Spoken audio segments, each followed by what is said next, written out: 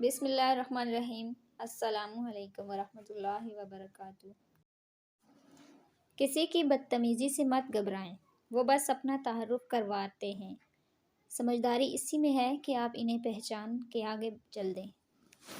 تمام رشتوں میں سب سے کمزور رشتہ تمہارے جسم میں تمہاری روح کا ہے، نہ جانے کس وقت اور کہاں ٹوٹ جائے۔ اپنی بے عزتی کا جواب اتنی عزت سے دیں کہ سامنے والا خود ہی شرمندہ ہو جائے۔ ہم اپنی زندگی میں ضرور کامیاب ہوں گے اگر ان نصیحتوں پر عمل کر لیں جو ہم دوسروں کو کرتے ہیں۔ رشتے احساس سے بنتے ہیں، رنگ، نسل اور چال دیکھ کر تو جانور خریدے جاتے ہیں۔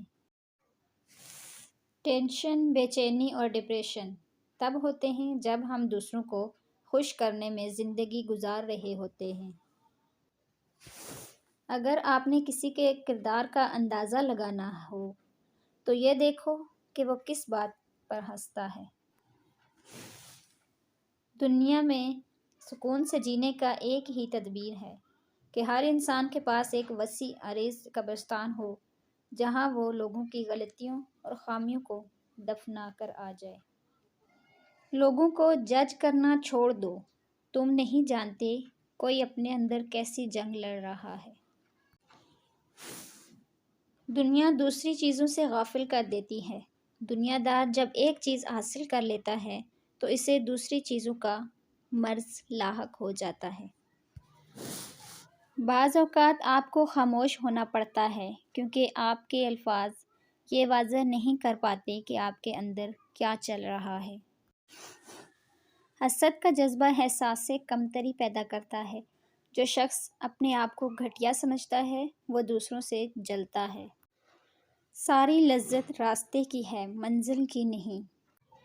پسند کو چھوڑنا بڑا مشکل ہوتا ہے اور ناپسند کو قبول کرنا بڑا مشکل، اور جو یہ کر جاتا ہے اللہ کے ہاں بڑے شکر کا مقام ہے۔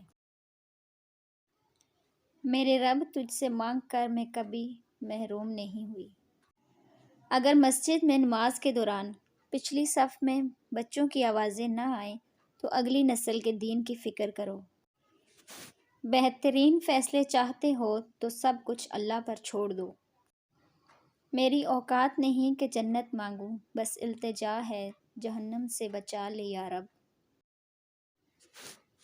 لوگوں سے ڈرنا چھوڑ دو، عزت اللہ دیتا ہے، لوگ نہیں۔